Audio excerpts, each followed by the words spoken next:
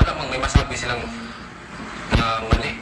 So hindi mo expect na tama yung sabihin nila na nagawa ka ng mali. Saka, ano sir, kung kapagsabi sila na napakasama kong tao, ano ba ang akala nyo sa problema ko ngayon? Napatay ako, nang-rape ako, nagnakaw ako, adik ako.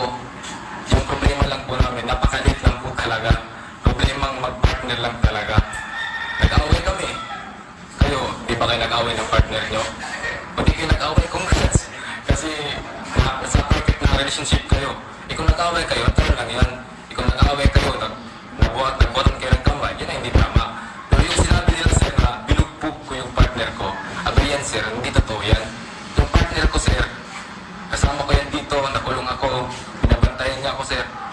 Kaya tignan, kaya ito yung partner ko sa inyo. Walang makitang sukat sa mukha niya, asa sa mukha niya, bali-bali puto. Wala yung makita, napaka-ganda ng kutis ng basis ko dito. Pag nandito siya sir, walang bugbog na nangyari sir.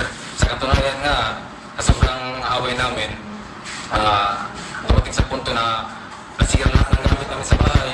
Siguro yung mga gamit na nasira doon, nasa nakakalaga ng mga 30,000 kasi lahat nasira talaga, mga TV namin,